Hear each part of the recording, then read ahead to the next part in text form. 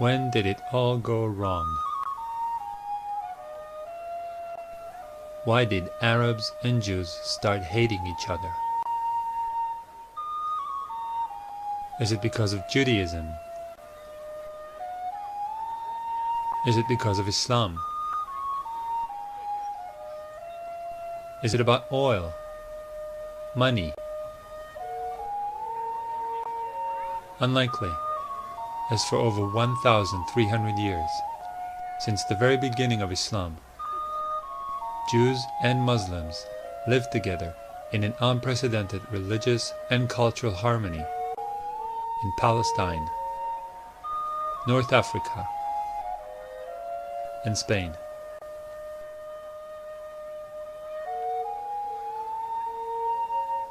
It all seemed to be going just fine till the 20th century.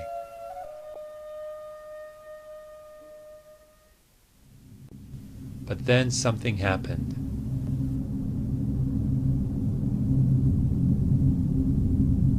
And ever since, Jews and Arabs had been at each other's throats.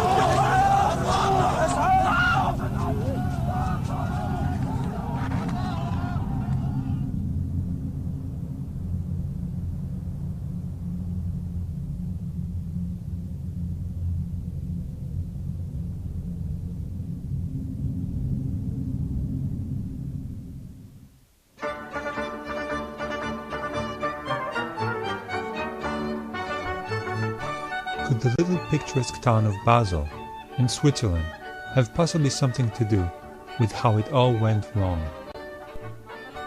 Basel was the setting for the first Zionist convention in 1897. Zionism was a national Jewish revival movement that sought to unite all Jews in a national homeland. They just weren't sure where that homeland was. Up until 1897, there were all kinds of crazy ideas thrown into the air, like Uganda, Alaska, Madagascar, and other less exotic destinations. In Basel, however, the Zionist movement decided on an ideal and historically relevant location: Palestine. But what if the people who were already living in Palestine didn't want to have a national Jewish home set up in their country? The Zionists had some clear ideas about that problem from the very beginning. Theodor Herzl, considered to be the founder of Zionism, wrote in 1895, "We shall try to spirit away the penniless population across the border."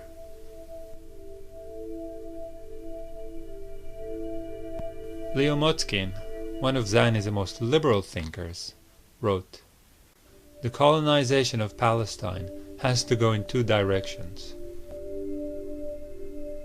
Jewish settlements in Eretz Israel and the resettlement of Arabs in areas outside the country."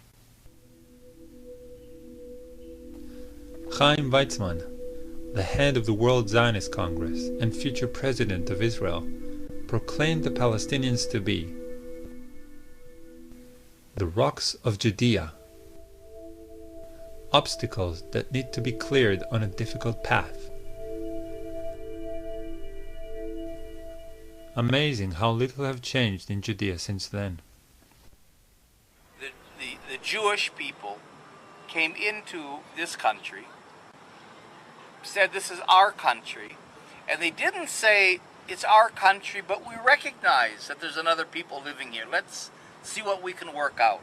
No, the whole idea of Israel until today is this is our country from the Mediterranean to the Jordan River, and it's only our country. It's exclusively our country. There is no other people. There's a bunch of Arabs living here, that we know. But there's no people, there's no other people with a claim to the country, with a legitimate right to the country. This is our country exclusively, and therefore, either you shut up, if you're a Palestinian, and you live in one of the little islands we'll give you, by sufferance, not by right, or get out. But back to the story. At the end of the 19th century, there were hardly any Jews living in Palestine. So the Zionists started campaigning all over the world for Jews to immigrate to Palestine. In Zionist vocabulary, this is called Aliyah, which means to ascend to a higher place. I'm not kidding. Most Jews thought the idea sounded like a pitch for a horror movie and decided to immigrate to the US instead. But some Jews bought the whole ascending thing and actually came to Palestine.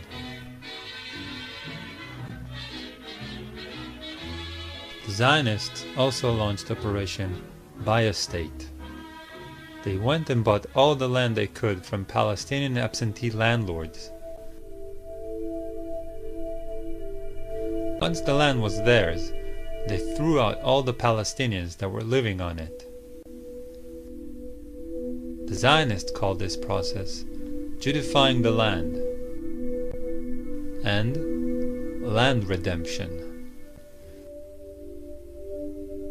Terms that, surprise, surprise, are still being used in current Israel regarding government policies.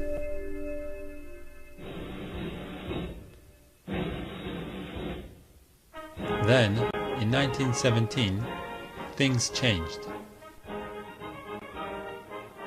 The British conquered Palestine from the Turks. They legalized the Jewish national home idea with the Balfour Declaration in the same year. Palestine became a special case because the British violated the provisions of the Mandate for Palestine, because they put the Balfour Declaration into the Palestine Mandate, you say. What did this mean? It meant that for Palestine, the wishes of the inhabitants, 90% Arab, would not be listened to, and they would not be developed for independence. It would be Jews, once they came in through immigration, you see, they would be allowed to develop. And so it's really with the Palestinian Mandate and the violation of the mandatory provisions to give the Zionists the right to create a majority of Jews to create a Palestinian state, that the real Palestinian Zionist conflict begins, with very few illusions on both sides. The Palestinians launched two popular uprisings against the Jews and the British blatant pro-Zionist policies.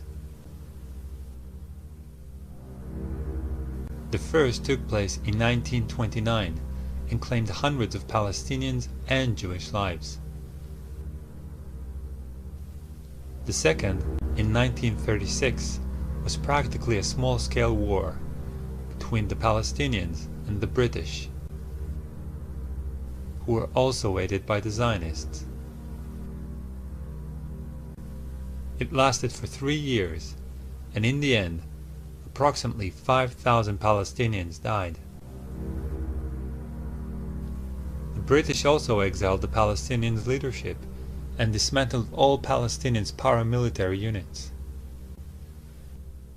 The Palestinians were left defenseless and leaderless. Most of the Israeli commanders had studied the British reaction to the Palestinian revolt in 1936 and 1939, which became the manual book of what to do to the Palestinians in case of resistance. In fact, most of the atrocities you read about, and I'm sure most of you in this place know about it, most of the atrocities that you enlist as severe violations of human rights and civil rights in Palestine today.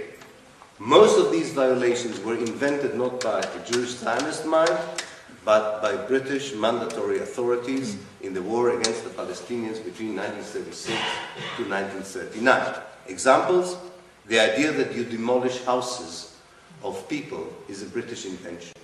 The idea that in order to make a search memorable to people, you destroy a house and then you move to the other house, and then to the other house, and then to the other house, was an invention by British officers on the ground. The idea that you shoot people without warning them, or you arrest them without trial, it's all from the reservoir of the mandatory anti-Arab measures in 1936 to 1939. But of course the Israelis added their own brutal and callous ideas as the occupation continued. Then, in the 1940s, the cards turned. Following a string of British pro-Palestinian policies, the Zionists launched terrorist attacks on British personnel and facilities. Violence continues to rule in Palestine. British soldiers seek bodies in the Department of Labor building at Chechnik, where a few minutes before, a blast had partially wrecked the edifice. 3 policemen were blown to bits when they tried to remove an explosive-laden truck. Shaky walls are torn down.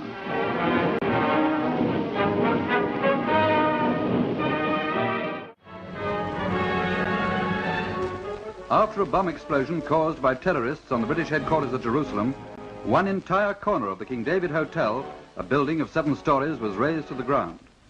The stone floors were cut. 88 innocent people died, and a good deal of the British High Command was wiped out.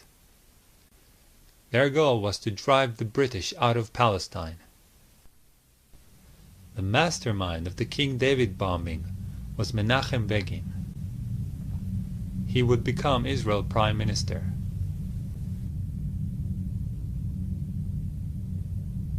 His accomplice, Yitzhak Shamir, would also later become Prime Minister. The pattern of terrorists, or, in other words, brutal military leaders transforming into top politicians, is very common in Israeli politics.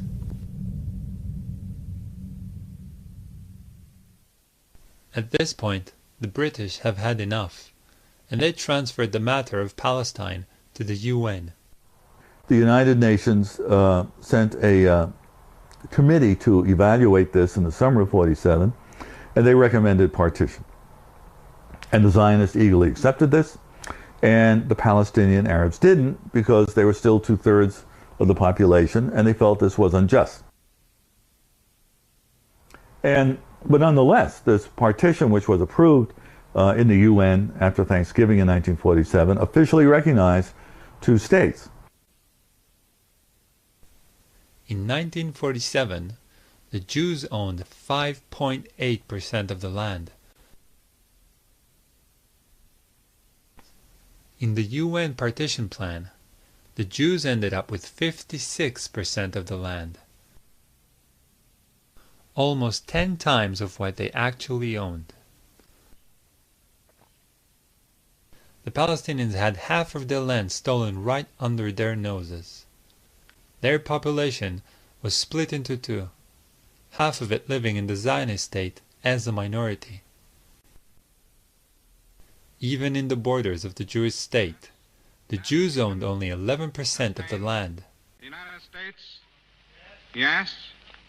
Yugoslavia? Abstain. The resolution of the DUC Committee for Palestine was adopted by 33 votes, 13 against, 10 abstentions. Why would the UN be so blatantly pro-Zionist? Do not underestimate the power of guilt. Anyone heard of the Holocaust?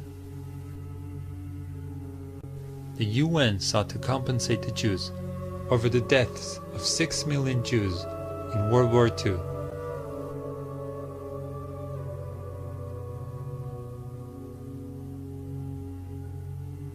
murdered by the Germans.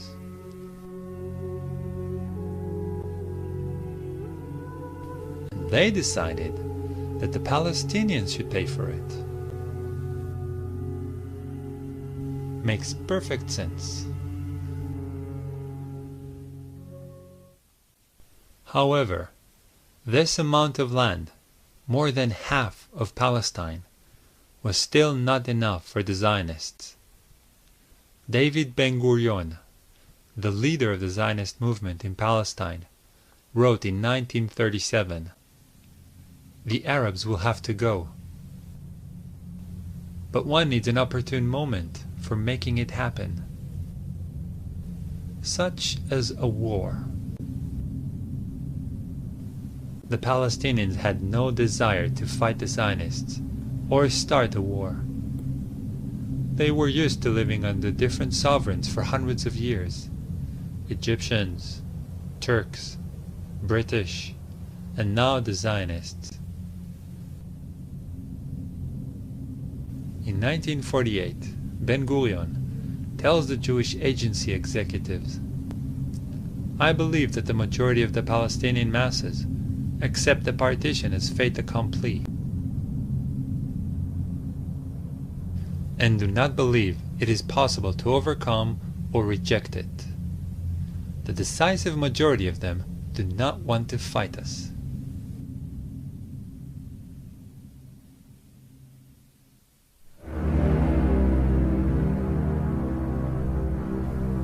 Towards the end of 1947, the Zionist leadership came together and drew Plan Dalle. Plan Dalle was about securing the borders of Israel by cleansing, expelling, and destroying Palestinian towns, villages, and urban neighborhoods. The plan was implemented by the Zionist armed forces. And finally, in March, they began a push to ensure their control of areas that would become Israel under the partition. And as that happened, you began to get many more Palestinian Arabs fleeing, particularly after a massacre at a place called Deir Yassin, although people now think it was probably somewhat over 100, but not 200. But Begin and the Irgun and the Stern gang, Yitzhak Shamir was part of that. There was a combined attack in this Palestinian village that massacred many people. And the Palestinians did carry out a retaliatory raid, killing about 70 Jewish doctors on the road to Jerusalem shortly thereafter. But after that, you had mobile radio vans the Begin put into play, threatening more Deir Yassin if the Arabs didn't flee. In other words, you'll be massacred just like Deir Yassin. So it became part of the propaganda. Between the 30th of March and 15th of May, 1948, 200 villages were occupied and their inhabitants expelled. In some villages, such as Deir Yassin and Ain al-Zaytun, horrible massacres were perpetrated. The towns of Tiberias, Haifa, Tzfat, Beisan, Jaffa, and Accra fell into Zionist hands. As a result, more than 250,000 Palestinians were expelled. All of this took place before the 1948 war even started, before one regular Arab soldier set his foot on Palestinian soil.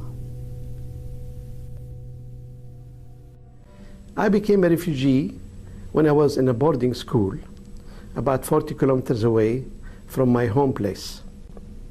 And in April 1948, the headmaster came to us and said, "The Jews are attacking people around Tel Aviv, in Jaffa area. They will soon come to our area. I cannot protect you, so you better go home now, quite a bit early, maybe 6 weeks early, before the end of the scholastic year." And I was about 10 at the time, and the distance between the boarding school and my home is about 40 to 60 kilometers, depending on how you do it.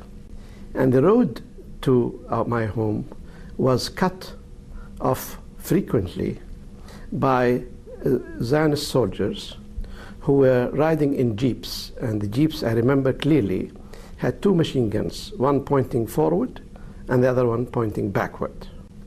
And so they would go at terrific speed in the area in which they have no physical presence, except they have garrisons of 30 soldiers in certain locations. They would terrify the farmers, and they would drive on the roads and in the fields, and they shoot anybody in sight. So I have a cousin who was older than me, about 20 years age at that time, and he said, let us walk back home. And he advised us that if you see these jeeps coming, you have to hide in the wheat field, which was then very much in evidence, until you hear the sound of the jeep going away. So we did that, and on the way I had to throw away my bag, my clothes and my books, and we had to walk about 40 kilometers, terrified as a child that one moment we see the jeep and they would kill us. When I arrived home, my mother was so sad, and I think I remember I had to sleep for about 2 days after this ordeal. Now, only 6 weeks later, precisely on the night of 14th and 15th of May, our home was attacked again by about 24 tanks, which came to cut Gaza Strip. My home is close to Gaza Strip, but not in Gaza Strip, to cut it into two, to cut it Gaza Strip into two. And they came, and we have my brothers and cousins and so on, they had some old guns. They held them from about 10 o'clock at night till 6 o'clock next morning. But finally, of course, they could not continue to resist, and the Zionists came and they blew up our homes and burned them. They also blew up the school which my father built in 1920. It's a primary school, which was our pride, because my father built that school at his expense in 1920 when he had no children. They also blew what's called bayara, which is a well, with motorized well, from which we drink, and also we water our gardens and plantations. Since that time, I spent many days and years, in fact, going through Europe's libraries, especially in London, but also in Paris and in Germany and Istanbul, trying to reconstruct the face of that invisible enemy to me, which destroyed my life ever since, until today. What did we do to them? I never saw a Jew in my life. I never saw, of course, a Zionist soldier in my life. And I had to construct even not only who they were, but the names of the officers who destroyed my life. It is important to note that during that time, the British had almost 70,000 troops in Palestine. Their mandate, which lasted until the 15th of May, 1948, was to maintain law and order and to protect civilians. They failed miserably in that obligation.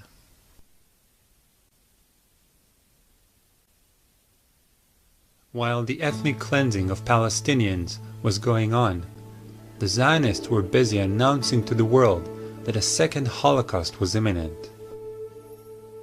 The Jews were about to be overrun and thrown into the sea.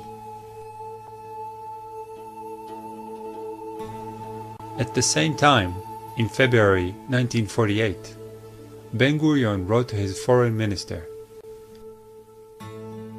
"We will be able not only to defend, but also to take over Palestine as a whole. I am in no doubt of this. We can face all the Arab forces." Confident of their victory, the Zionists declared independence on the 14th of May, 1948. And Ben-Gurion became the first prime minister. On the 15th of May, 1948, 7 Arab countries declared war on Israel and invaded Palestine. In a joint public statement, they explained their reasons. The Zionist aggression in Palestine resulted in the exodus of more than 250,000 of its Arab inhabitants, and in their taking refuge in the neighboring Arab countries.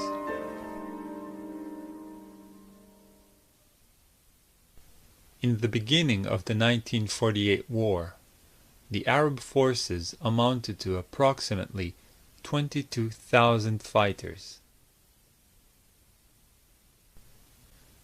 The Zionists had 40,000 soldiers. The Jordanians had an army that would have evened the odds. However, King Abdullah decided to sit this one out. Instead, he defended only the bits he wanted to attach to Jordan: Jerusalem and the West Bank. And one of the myths of this whole period is that you had a little Israel, small Zionists against the Palestinians, and then later on in the war, when the Arab states invaded, that it was David versus Goliath. They were facing overwhelming odds, and this is simply not true, because even then Israel, from May of 48 on, had more troops than the Arab states, who had very small armies. See what I mean? So, but that's one of those things that many people believe. When you had the Arab state invasion, Egypt, Syria, you had Iraqi troops, you had some Saudi, the Lebanese did very little, and you had the Transjordanians. This will become Jordan, which includes the West Bank after 1948. Well, when they invaded, there was no coordination, because no one trusted Abdullah of Transjordan, because he had been dealing with the Zionists in sort of what we might call a non-aggression pact. Although many Israeli historians deny this vociferously, there clearly were discussions and agreements. And although maps show that when you have this attack, you have what we call a Transjordanian attack against Israel, in fact, there was really no attack per se. They were holding on to positions in the West Bank, but where you did have conflict was over Jerusalem. But the Israelis were able, the Zionists, well, they were Israelis after May 14th. When they were confronting the Egyptians, for example, or other people, they really didn't have to worry about their backs in terms of where the Jordanians were, because the Jordanians weren't going to attack them. While the war was going on, the Zionists increased their ethnic cleansing operations. Villagers were expelled en masse, and massacres occurred in many places. The villages of Hula, Saliyah, and Bassa were but a few to suffer such atrocities during 1948.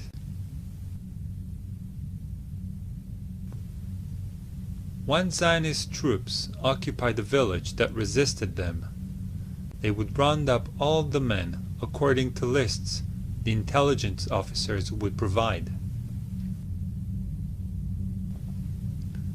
On the whim of the local commander, they would either shoot them or march them away.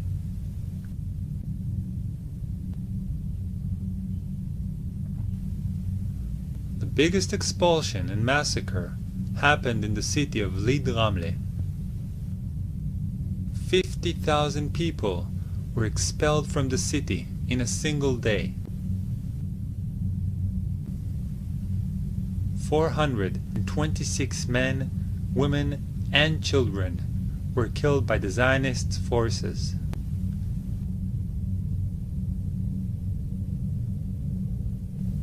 The general in charge of the occupation and expulsion of Dalle was Yitzhak Rabin, who would later become Israel Prime Minister, serving 2 terms.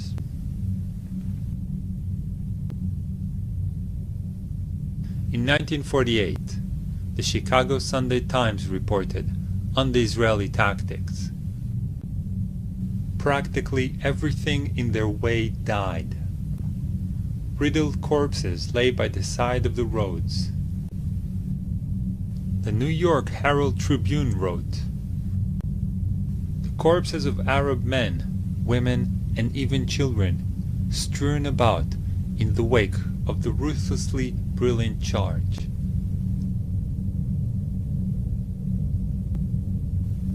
The London Economist reported, "The Arab refugees were systematically stripped of all of their belongings. Then, they were sent on their trek to the frontier."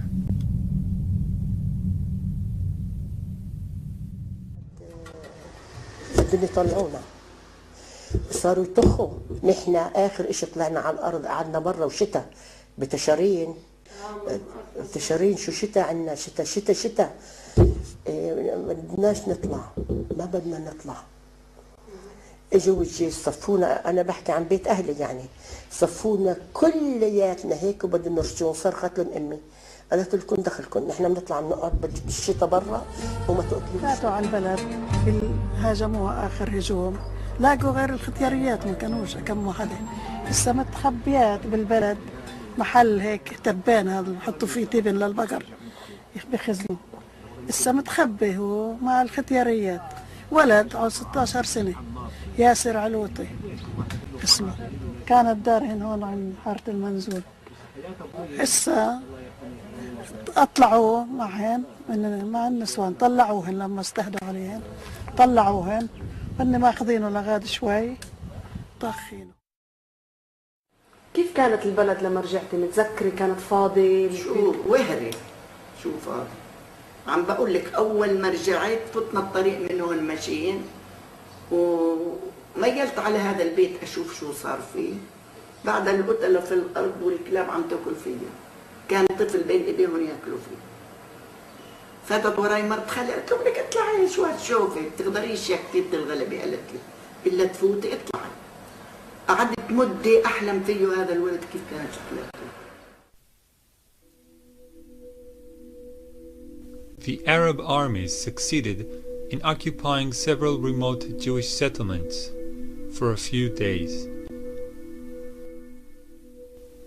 They also successfully attacked army convoys. But the final victory, unsurprisingly, belonged to the Zionists. They conquered 80% of Palestine, destroyed 531 villages, 11 urban neighborhoods and towns. Approximately 750,000 Palestinians were ethnically cleansed and were forced to leave everything behind as they fled for their lives.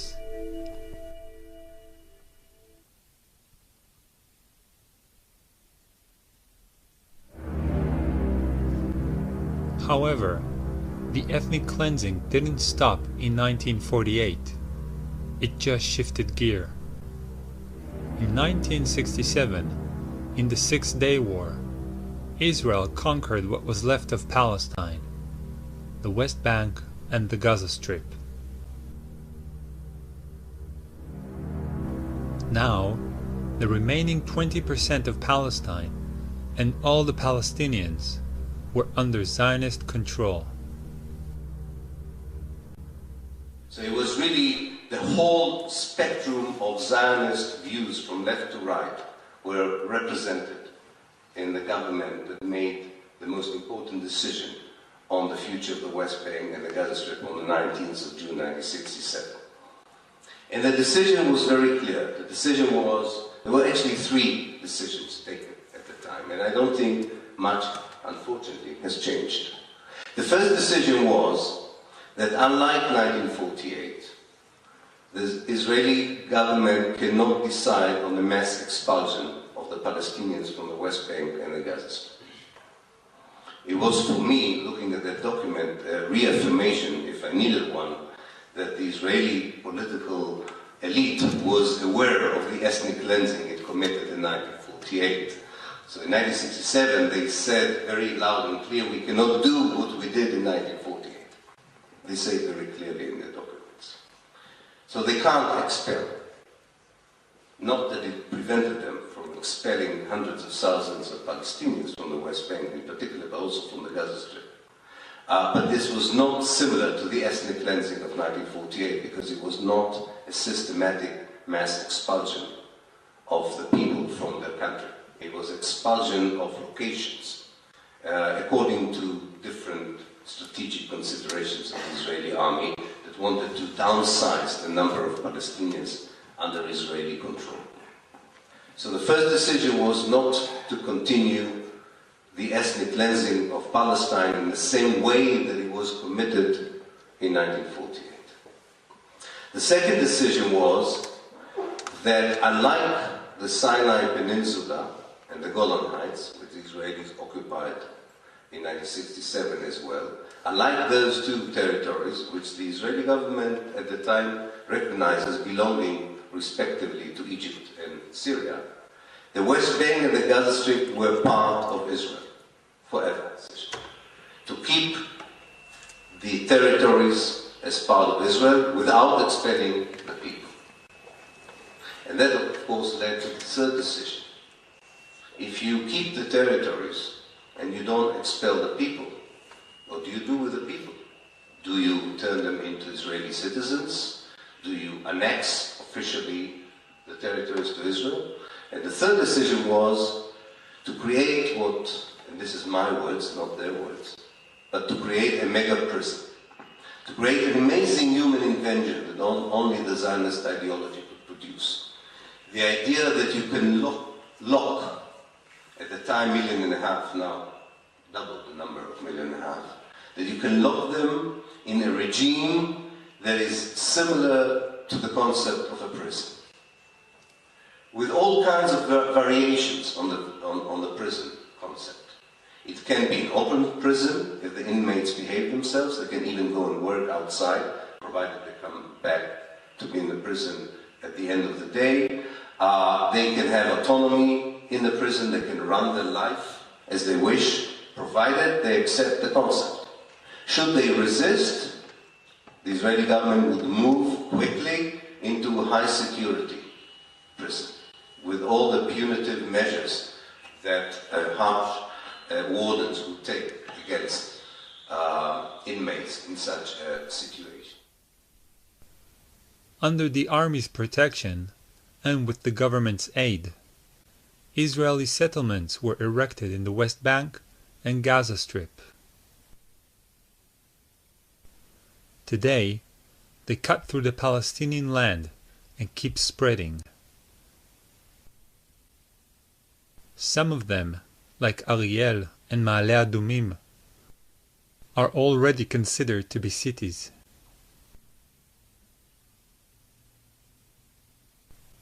The purpose of these Jewish enclaves is to isolate and stifle Palestinian settlements. This is achieved also through roads for Jews only, military checkpoints, and land seizure.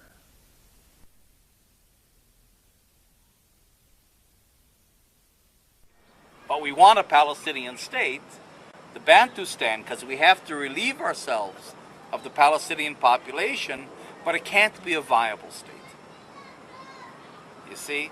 And that's where the Bantustan idea comes in.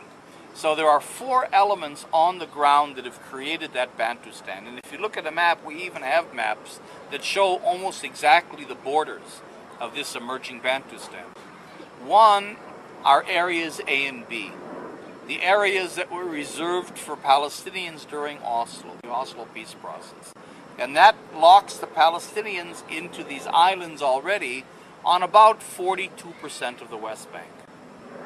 Then, in addition to creating the contours of the state by areas A and B, Israel has created massive settlement blocks.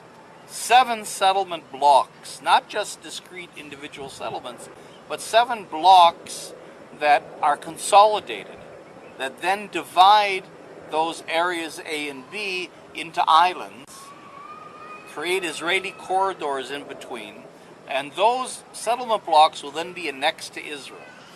So Israel will essentially occupy 90% of the country, and the Palestinians will get 10% of the country in little tiny islands. That's the idea. That's the second element. The third element is the infrastructure. In other words, that Israel is building, with American, almost total American support, a $3 billion system of bypass roads and highways throughout the occupied territories that then link them physically into Israel proper. So that you create in the country, it's already been done pretty much, one urban fabric where the settlement blocks are an integral part of the metropolitan areas of Israel itself. One highway grid in which the bypass roads and highways of the West Bank and Gaza are integrated into those of Israel. One electrical system, one water system. So you create a situation on the ground where it's impossible to detach meaningful territory from Israel for a Palestinian state. That's the third element. And the fourth element is the wall that's being built. The wall that's being built that Israel calls a fence, because in some parts it's a massive fence, but when it comes to Palestinian populated areas, it becomes a wall. It's a wall twice as high as the Berlin Wall.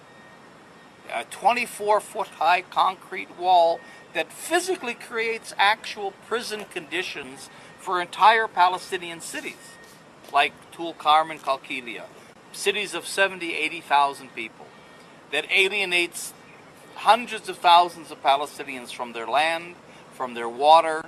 It has tremendous impact. But what this wall does, the separation wall, is that it then sets these contours, these borders that have been set by the settlement blocks in areas A and B in concrete, so that it's a $2 billion system linked to a $3 billion highway system linked to I don't know how many billions of dollars in the settlements, all designed to close the Palestinians into these little tiny islands.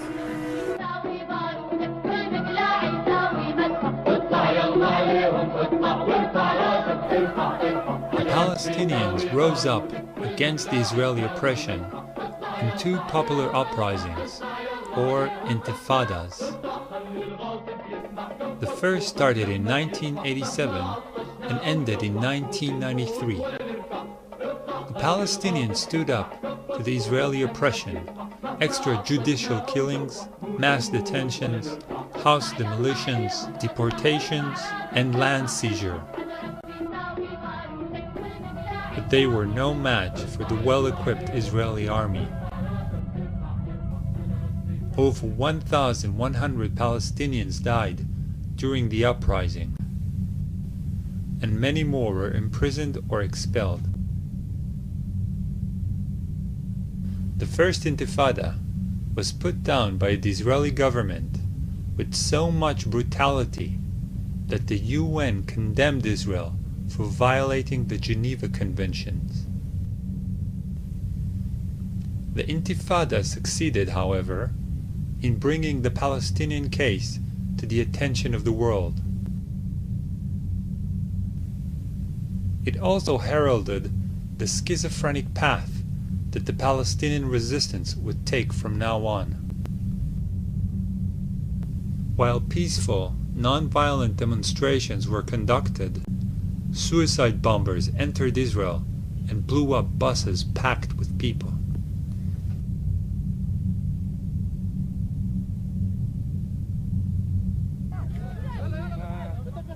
The Second Intifada began in 2000 and continues until today. So far, it has claimed the lives of over 5,300 Palestinians and over 1,000 Israelis. While it was raging, the only true democratic elections in the whole Arab world took place in the West Bank and Gaza. الحكومة الفلسطينية العاشرة برئاسة رئيس الوزراء الفلسطيني المكلف الأخ إسماعيل هنية قد منحت الثقة بالأغلبية المطلقة لأعضاء المجلس التشريعي.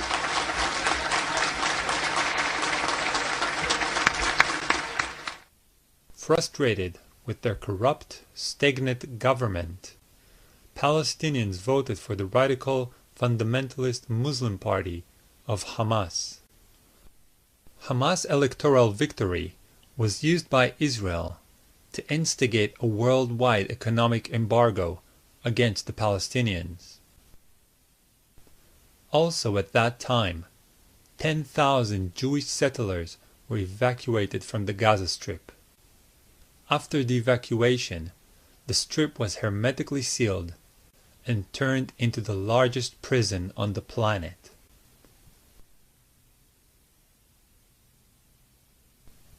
Israel controls all sea, land, and air access to Gaza.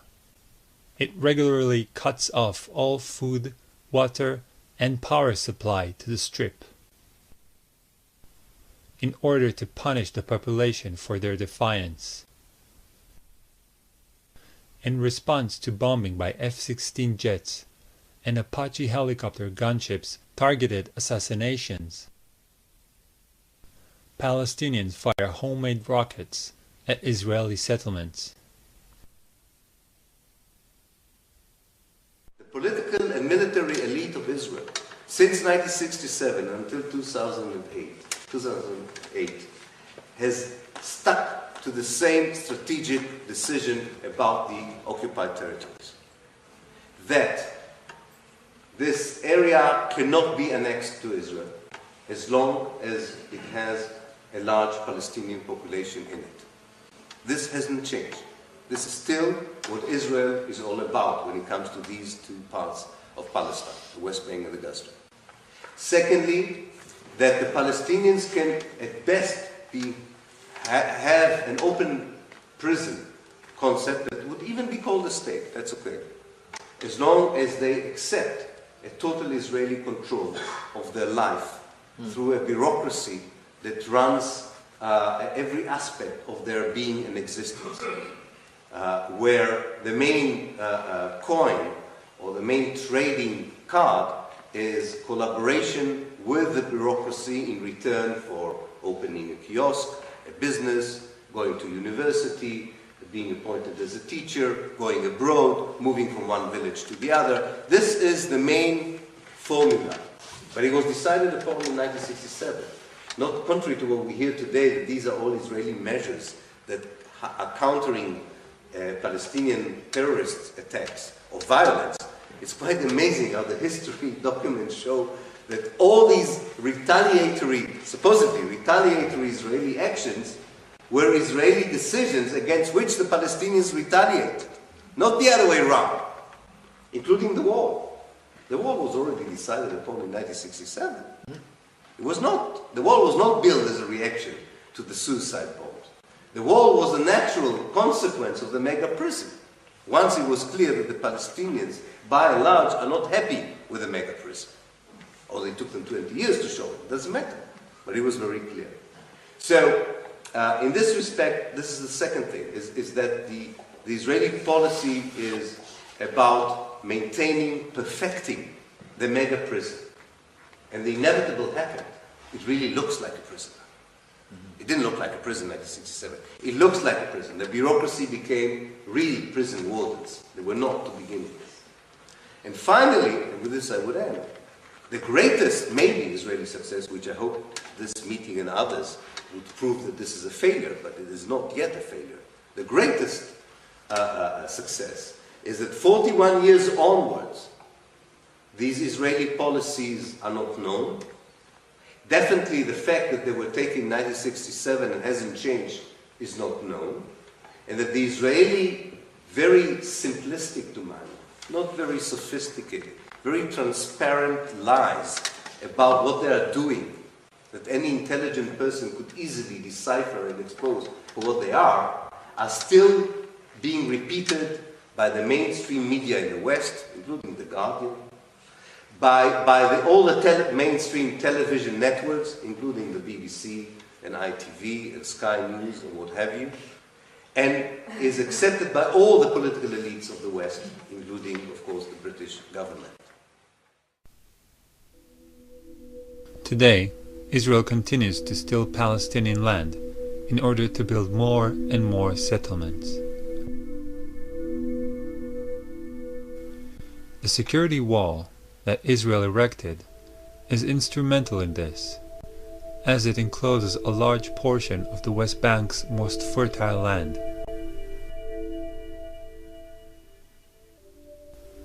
$3.5 million Palestinians live as virtual prisoners. In the eyes of the Israeli state, they have no basic human rights. Israel kidnaps and imprisons Palestinians on a daily basis. There are over 10,000 Palestinians in Israeli prisons. Men, women, and children are killed almost daily for opposing the occupation.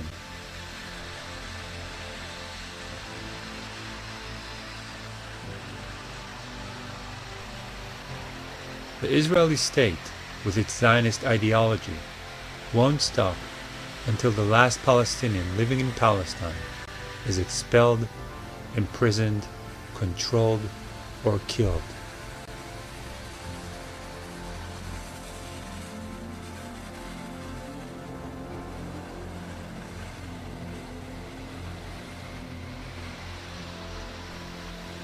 The Palestinians who live in Israel are treated as second-class citizens. They are excluded from the society and are subjugated by racist policies. Now we're starting to see the settlement. This is the beginning of the settlement to be. They gave it in the name of Kidmat Zion, which is a very religious name. And it is to absorb around 250 housing units, which means nothing less than 15,000 new settlers. The settlers who moved here are members of the fanatic ideological settlement movement called Gush Imunim. So those are the new neighbors that we have, the fanatic ideological settlers. And you can see that they have not just the army to protect them and to enslave them, but also they have special guarding agents that are sitting on top of their house. So we see that sometimes when the women are getting down to throw the garbage, she has a bodyguard in front and a bodyguard behind. When the women and their children are moving out of the neighborhood, there is a bodyguard car in front and a bodyguard out behind. And those bodyguards, by the way, are not paid by the government. They are paid by my taxes as a taxpayer, because these are private security companies that are, paid by my taxes for special requests based on security needs. And of course the security needs are not to protect me as a taxpayer, but to protect the illegal settlers that are moving on my land against my will. And that's the controversial reality that we here live in. These are not only the lands that were confiscated. Behind the mountain you have a vast majority of lands that are owned by Abu Dis overnight were announced as confiscated areas for security reasons, and they won't allow me to move around because at one point I'm sure the security will follow me. But I wish I could take you, like you see the wall zigzagging in and out. Palestinians out, Israelis and empty land in order to grab all that empty lands for the expansion of a settlement to be.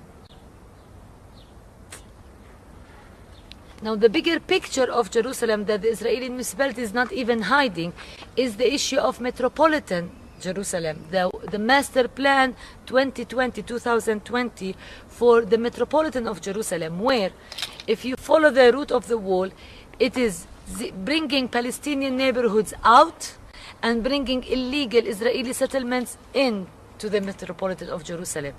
For example, Abu Dis, you see how Abu Dis is adjacent to Jerusalem. It's like within walking distance, 5 minutes walking distance, you're in Jerusalem. This is Jerusalem.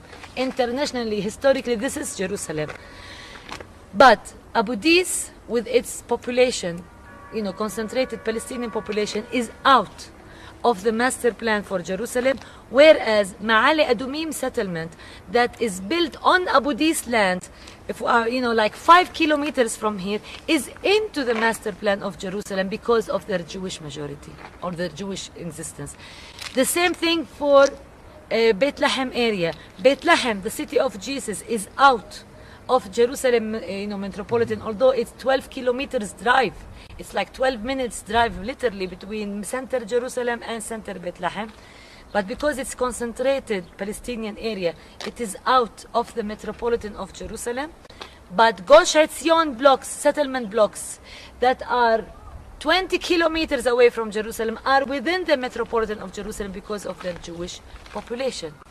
So the metropolitan of Jerusalem is so clear, racist, apartheid, whatever you want to call it. Jews in, Palestinians out. So this is the bigger picture, and the internal picture is with the Israeli Jewish fanatics that we have to deal in. So you have fanatics on the ground, you have fanatics at decision-making level. You tell me what is the way out. Generally, the Palestinian opposition takes the form of peaceful, non-violent protests, like in the village of Bilin and Nialin. But from time to time, it also takes the form of suicide attacks, when desperate young men, feeling they have nothing to live for, explode themselves in Israeli cities.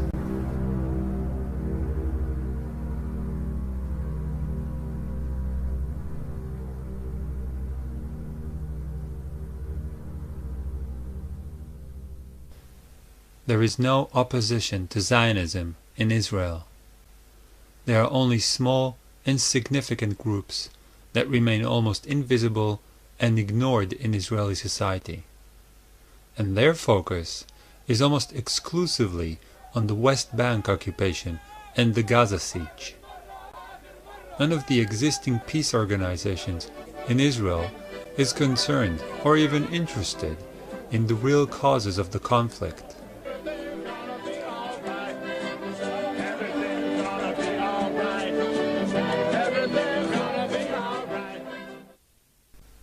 One of the biggest opposition groups comprises of some 50 anarchists, most of them still in high school. They join peaceful Palestinian demonstrations in West Bank villages and end up playing cat and mouse with the soldiers pursuing them through the hills.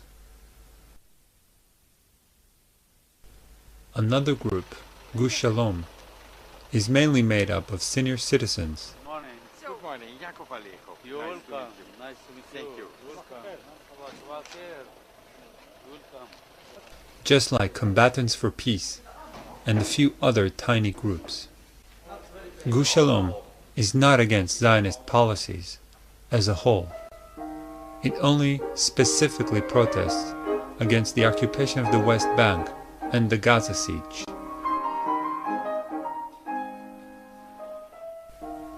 In this situation, it is hard to even determine how positive the impact of those leftist organizations is.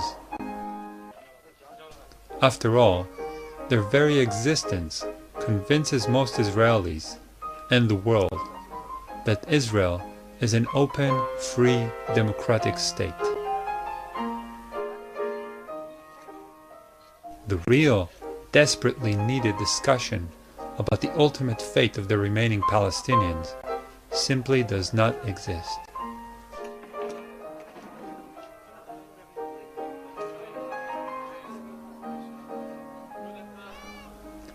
All the parties in the Israeli parliament, from right to left, are Zionist. In Israeli society, and increasingly in the outside world, it is only permissible to question the occupation of the West Bank and the Gaza siege. Anyone who questions the occupation of Palestine and the catastrophe Zionism brought on Palestinians is ostracized, silenced, called an anti-Semite, or, in case of a Jew, a self-hating Jew.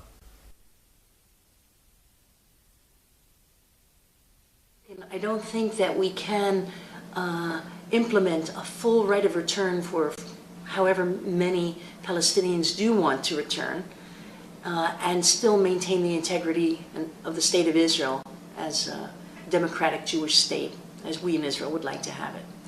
So I think we're going to have to look for a compromise on the right of return, a compromise that will both acknowledge the suffering and give some forms of reparation and help Palestinian refugees integrate into whatever countries they are in today and accept some back into Israel. But will also have implementation on a level that Israel can live with and still maintain itself as Israel and not as the state of the Palestinian refugees. I am not afraid.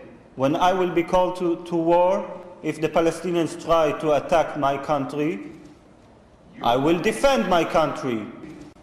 Like I defend my country against the Egyptians, against the Syrians, against the Hezbollah, against everyone else. I don't think that should be our consideration when we go to think whether or not to pull back from the territories. Because as I have already explained, every minute of our being in the territories is harmful to Israel, is exposing Israel for more terrorist attacks, and the Israeli Defense Force is not built to fight terrorist attacks. It is built to fight countries.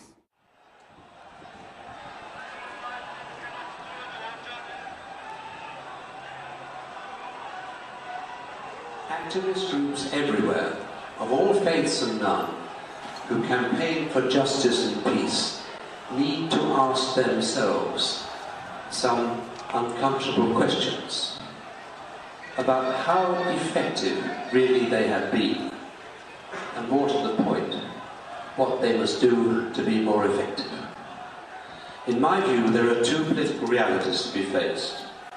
The first is that Zionism is not interested, and has never been interested, in peace on any terms the overwhelming majority of Palestinians and most Muslims could accept.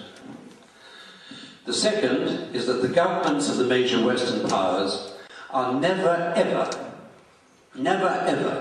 going to use the leverage they have to call and hold the Zionist state to account for its crimes unless they are pushed to do so by informed public opinion, by manifestations of democracy in action. Now, as I said on this very platform in November 2006, and I think it bears repeating, the problem throughout the mainly Gentile Judeo-Christian world is that the citizens of nations, generally speaking, are too uninformed to do the pushing. In fact, they are not only underinformed, they are misinformed, conditioned, one could even say brainwashed, to accept a version of history, as Moshe mentioned, which is simply not true. And this has happened in large part because the mainstream media, like almost all politicians, is terrified of offending Zionism. Now it follows that if governments are to be pushed to do what is necessary to bring the conflict in and over Palestine to an end, if, in other words, the citizens of nations are to be empowered to take part in informed and honest debate, to make democracy work for justice and peace, it follows, I believe, that there is an absolute first requirement, and that is the liberation of the citizens of the Western nations. Liberation from the tyranny of Zionism's propaganda lies, upon which the first draft of Judeo-Christian history is constructed. The good news is that the tools to make this liberation possible are now available. They are books which expose Zionism's version of history for the propaganda nonsense it is. The core essence of this nonsense is that there was no ethnic cleansing of Palestine, that poor little Israel has lived in danger of annihilation and driving into the sea of its Jews, and that Israel had no partners, Palestinian or Arab, for peace. Israel's existence has never, ever been in danger from any combination of Arab military force, and that Zionism's assertion to the contrary was the cover which allowed Israel to get away where it mattered most with presenting its aggression of self-defense, and itself was the victim when actually it was and is the oppressor. In terms of racism, there is no difference between apartheid South Africa and Zionist Israel. The Zionists, however, have the biggest weapon that was not available to South Africa apartheid. Bigger than F-16s, tanks, and nuclear missiles put together. It's called the Holocaust. The Holocaust allows Zionists to manipulate world public opinion and to stifle any possible open discussion. It is simply their biggest asset. Today, to be an anti-Zionist is construed as being anti-Semitic, and to be anti-Semitic can send you to prison in Europe.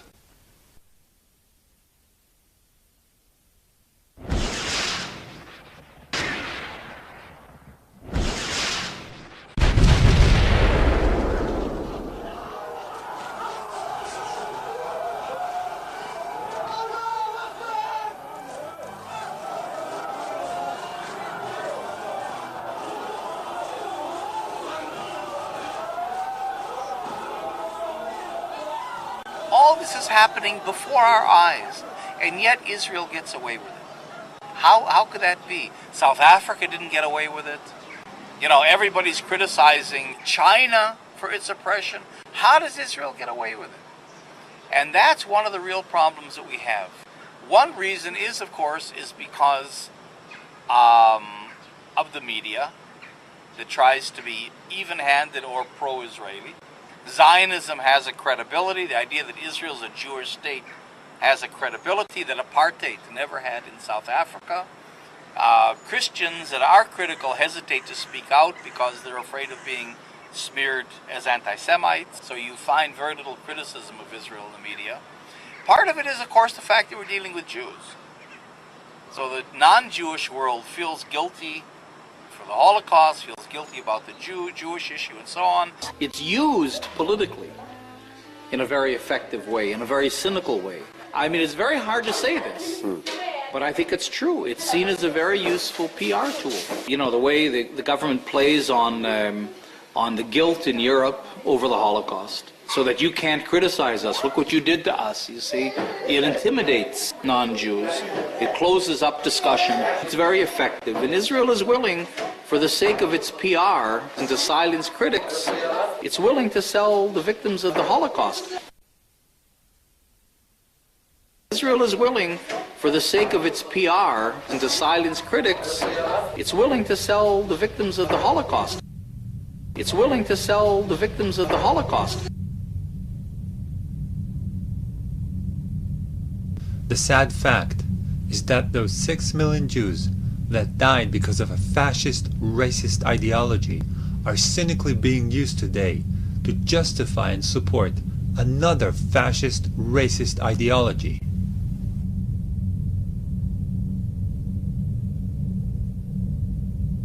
As most of my family, on both sides, were amongst the victims of the Holocaust, I withdraw my permission from Israeli government and Zionists worldwide to use their death in such a hideous way.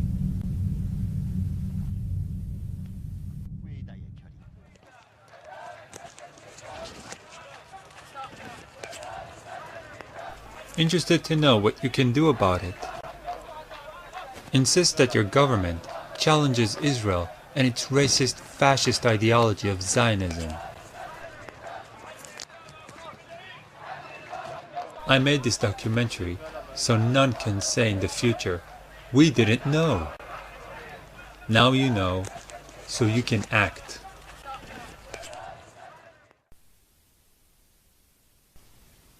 I also made this documentary because I have a huge debt to the Palestinians. One part of the debt is simply growing up in Israel.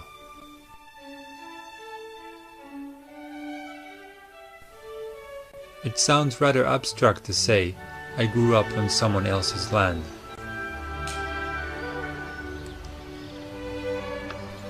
It is more to the point to say that I grew up in a block of flats in a suburb built on once beautiful olive and orange groves.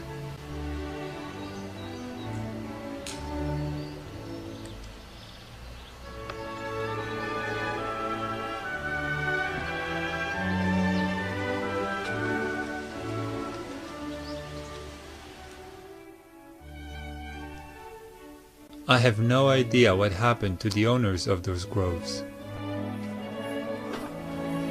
But if they are alive, they certainly live either in exile or in terrible conditions in a refugee camp.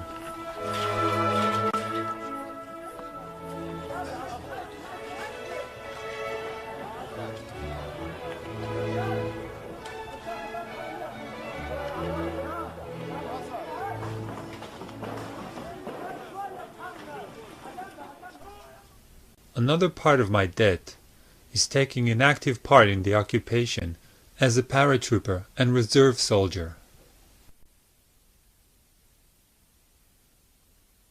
In Israel, about 5% of the population serves as reserve soldiers, and except for the professional soldiers, they are the only Israelis who ever get to see firsthand what actually happens in the occupied territories. The rest of the Israelis see only army-controlled glimpses on television. Being part of that 5%, I saw occupation from close, and I will never take part in that again, even if it means going to prison for desertion.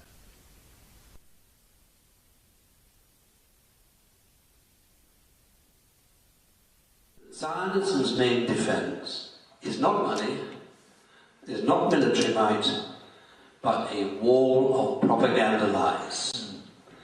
If one or two of the main bricks in this wall can be dislodged, the whole edifice might collapse faster than any of us might dare to imagine.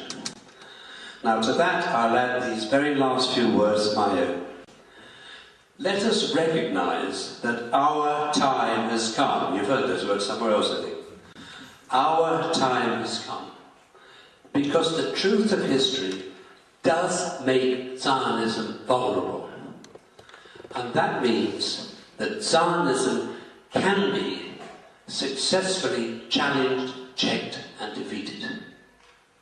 Thank you.